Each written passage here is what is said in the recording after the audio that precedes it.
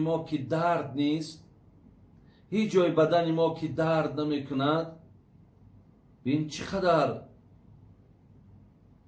راحتیم، چقدر خودمون احساس خوب میکنیم و همه آن لذت هایی که در این دنیا هست ما از اونها نوبت به نوبت بهره میبرداریم، بهره میگیریم، به خاطر که تن من صحت است.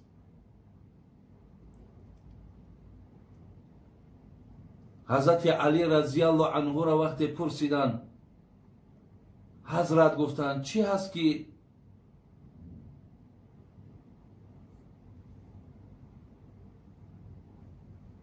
کمش بسیار است؟ چی هست که کمش بسیار است؟ گفتند درد. اگر درد کم هم باشد بسیاره. برای اینکه برادران عزیز ما به قدر این تن صحت برسیم، به قدر آن رسیم که این زبانهای ما ببین چقدر سخن میراند، دندانهای ما را بین برای استعمال هر یک طعام آماده‌اند، دستهای ما را حرکت شبین، عقلها ما نبین، پایهای روا ما نبین. برای آنه که ما به قدر این نعمتها رسیم، برادران عزیز و گرامی، شما یک بار بیمارخانه روین، یک بیمارخانه روین. من گاه بیمارخانه میرم. بعضی برادرها وقتی بیمارن آگاه میکنن میرم، از بس که بیمارها در هر یک حجره ها خوابند و وقتی آگاهی پیدا میکنن که حاجی میرزا فلانی را خبرگیری آمده است، هر کدامش پیغام میکند که یک پیش ما در آید. ما به هر یک حجره می درآییم، احوالهای اونها را وقتی میبینی، دردهای اونها را وقتی میبینی، هر یک ظرفهای را که میبینی در گویم شکمه های اونها، پایهای اونها آویزان است و آب بدن اونها در اون میچکد، یا نفری است که پهلو گشتن میتواند. خلاص چی دردهای را وقتی در اون بیمارخانه میبینی، انا همون جدا بعد به قدر این تن صحت میرسی. برادر عزیز گفتم که قدر نعمت بعد ای زوال تا آدم درمند نشود. پیامبر میگه که شما به قدر سلامتی نمیرسید. یعنی من شما را پیشکی تاکید میکنم که به قدر سلامتی تان برسید. از سلامتی تان، از این نعمت خدا دادگی بهره برداریم، برخوردار شویم. با این تن صحت تان نیکی کنین، خیر کنین، عبادت کنین، رضاگی الله را بجوین. زود است که اینم از شما جدا شدنی هست. یک عالم از دولت خارج آمده بود. من زمانهایی که در خانه خطیب بودم، در مسجد من، مقصد خانه در کلاب بود و در مسجد خطیب بودم، مهمانی ما شد. بعداً وی درباره شکرگزاری از نعمتهای خدا گفت در دوبای، شهر دوبای یک عالم است، گفت بسیار عالم کلان است. خداوند از یک نعمت گفت او را محروم کرده است. اون نعمت هم برادر عزیز همین تگ زبان ما و شما ده یک چشمه که خوردن از همونجا آب میبراید. حاضر اگر همین تگ زبان ما همون چشمه آب نبراره، من سخن گفته نمیتونم.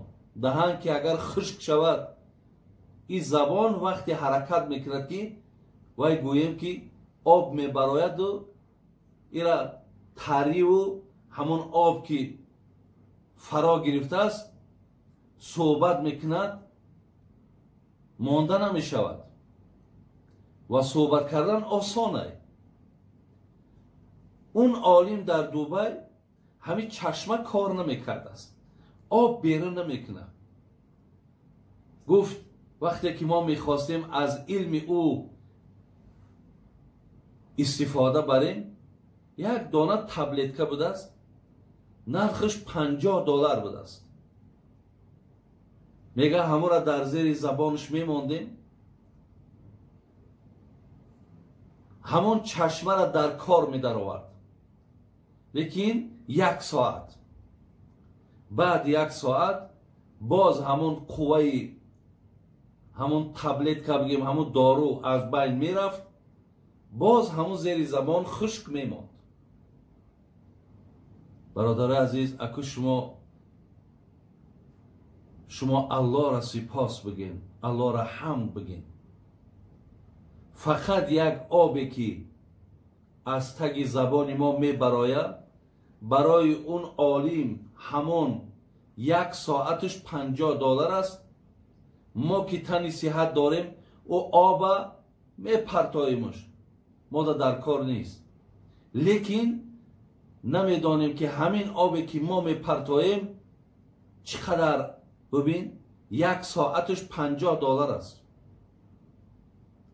اگر با 24 ضرب کن در یک شبانه روز $1200 فقط هم یک آبی که تای زبان تای ارزششه.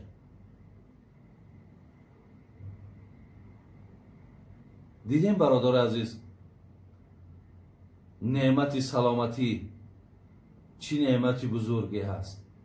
اگر همون درد خدا قدرت دارد که ما را هم بتد، شما را هم بتد. مقصد به قدر سلامتی رسیدن همین است که امروز که این زبانهای شما در گفتن، در ذکر کردن هیچ مشکلاتی که ندارد، این لحظه ها را استفاده برید. این گوش ها که امروز میشنوند گوش کنین. ممکن است که کرشیدن، ممکن است که صدا، حتی گوش های را دیدیم برادرها گوش از گوش درد گپ زدن که فقط و فقط در گوش هامان مقصد آواز شمال های، هیچ چیز دیگر درک نمیکنیم. یکی امروز گوشک های ما اینقدر آرامی است که خداوند همه صداها را گرفته است و هر چیزی که گوش هم که کنیم در گوش کردنش هیچ مشکلاتی برای ما نیست.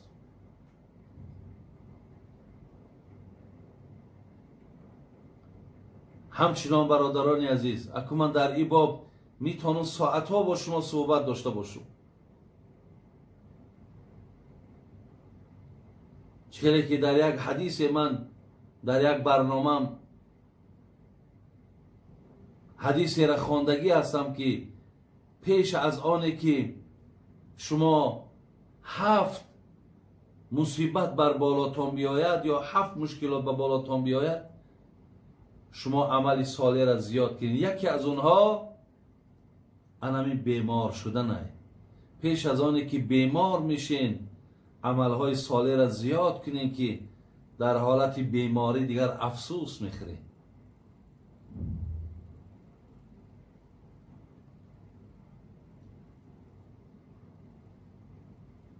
دویم گفتیم وقتهای خالگی.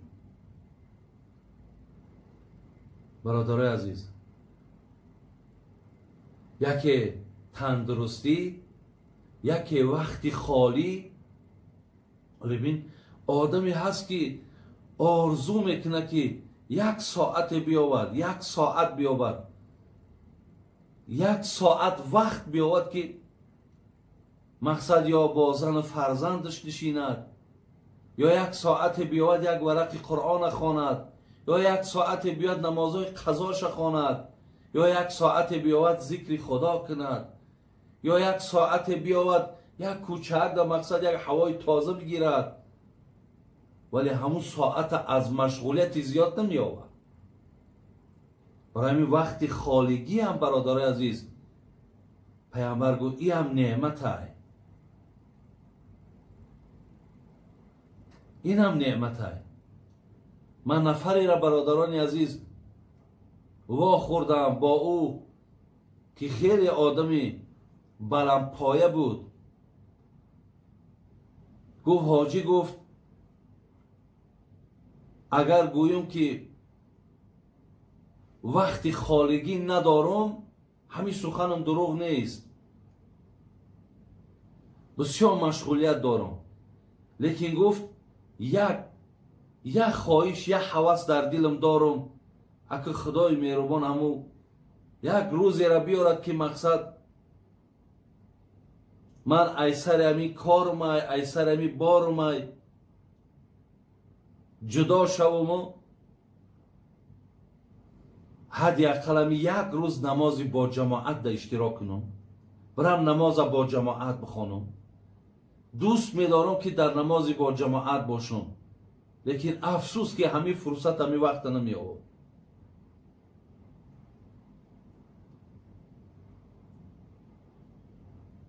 سوم نعمت برادران عزیز چی بود؟ نعمت امن، آرامی. خوش به حال او بندگانی که این سه نعمت داشته باشند: نعمت تن صحت، نعمت وقت خالگی و نعمت امنیت و آرامی. امروز من به همه جوانان، به همه برادرانی که صدای مرا میشنوند گفتنیم که نعمت آرامی هم بسیار نعمت با ارزش برادر عزیز. اولا من دعا میکنم که خداوند این همسایه ما افغانستان بینه و هر یک مملکتی که در اون مسلمان های ما و شما زندگی میکنن، مثل دولت شام و مثل دولت عراق و مثل دولت فلسطین و مثل دولت های همون افریقا و که خیلی و خیلی ناراحتن، ناآرامن، مردم در یک حالت خوف، در یک حالت خطر زندگی میکنن. خدای مهربان ملکای اونها را هم امن و آرامی از این نعمت برخوردار گردانه. و من از جانب همه نفرهایی که در این ملک ما زندگی میکنین خداوند من سپاسگزاری میکنم، شکرگزاری میکنم که تاجیکستان ما بسیار دولت آرام است، یا دولت امن است. شکر خدای مهربان میکنم و دعا میکنم که خداوند این روزهای بسیار مبارک خیر شد از دست ما، از بالای ما مردم نگیرد. زیرا برادران عزیز بسیار از نفرهایی که روزهای سخت دیدن، از آن جمله یکیش منم هستم، که در همون سالهایی که مردم تاجیکی ما دو تقسیم بودیم، دو گروه بودیم، با یکدیگر نامها گذاشته بودیم، یکدیگر خونشا میریزاندیم، یکدیگرش مالشون طلا و تاراج میکردیم.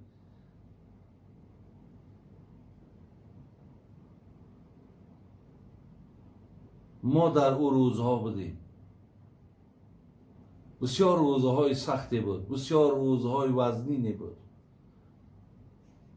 برادران عزیز و گرامی، حتی من از همسایه های خودم اگر صحبت کنم از یکدیگر می ترسیدن که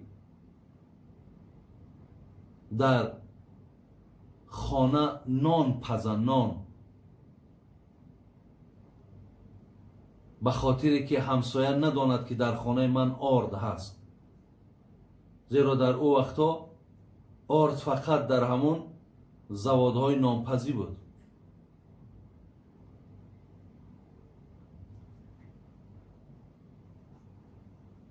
و حتی خلیب بود، خلیپی میدک که خورد بودن، از جگاری بودن. اگر گرماگر میخوردی میتوانستی، خنک میشید و خورده نمیشید. در نزد همون خانه ما زواد بود برادر عزیز. ما دویم آوازه و دروازه میشنیدیم که برای گرفتن 2 یا 3 دانه همون خلیب های از جگاری زنها تنفروشی میکردن تا که شکمشون و شکم فرزنداشون از نان سیر کنن. پیامبرمون دعا میکرد اللهم اینی اعوذ بک من الفقر، خدای از ناداری به سوی تو پناه طلب میکنم. بین ناداری کجا میبره؟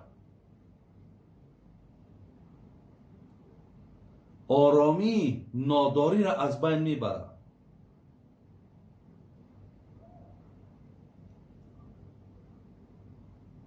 بسیار روزهای سختی بود.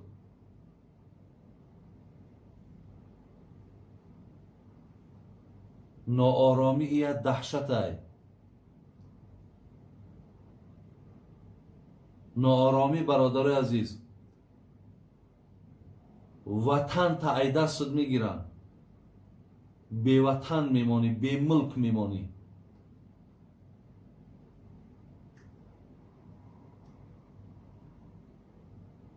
ملت خودش از بین میرود.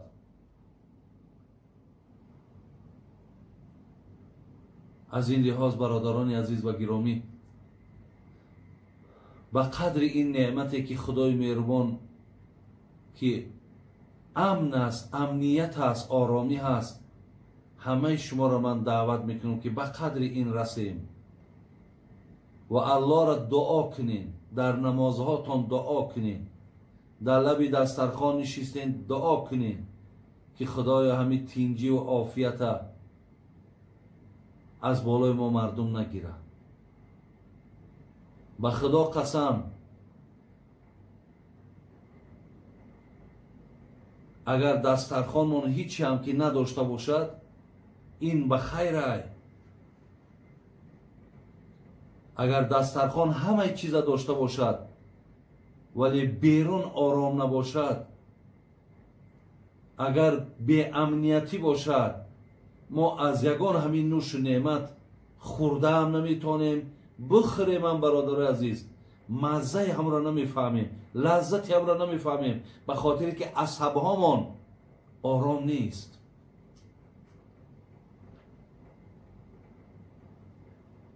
انا این سخن پیامبر گرامی معناش میه که این 3 نعمت، یکی نعمت تندرستی، یکی نعمتی وقتی خالگی، یکی نعمت آرامی را به قدرش برسیم.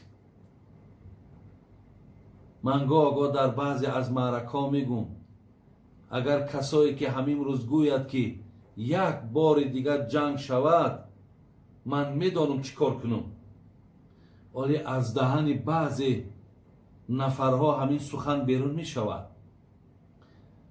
من با آنها میگم که هر کسی که اگر همین سخن گوید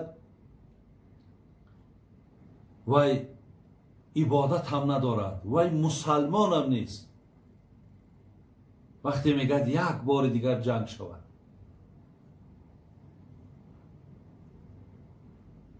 برادرای عزیز و گرامی، بسیاری جوانای ما که ممکن ولی نمیدانند جنگ چی است، ناآرامی چی است، شاید در نظرشون بسیار کاری عادی تابد.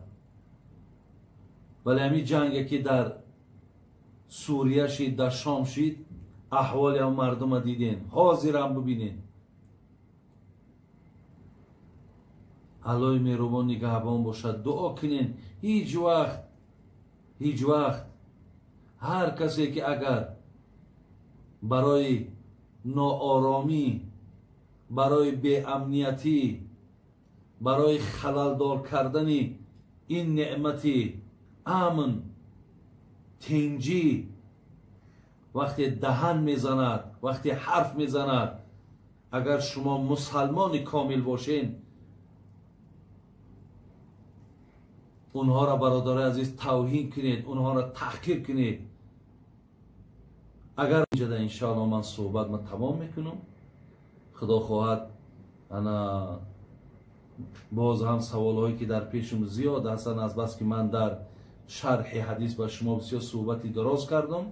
خدا خواهد صحبت آینده ای که بعد این میکنم فقط و فقط من به شما سوال و جواب میکنم دیگر. یعنی مقصد برای که سوال ها خیلی زیاد موندن، از این لحاظ چیزی که قید کردم معنای حدیث هم برای ما بسیار مهم بود. خدای مهربان ایمانمون کامل، خاتممون بخیر. الله مهربان سعادت دنیا و آخرت نصیب ما گرداند. السلام علیکم و رحمت الله و برکاته. برادرای عزیز و گرامی، بسیاری برادرها از ما از داخل و از خارج هم پرسیدستند که همین شبکه اصلی شما کدام است تا مقصد ما از همون استفاده بریم.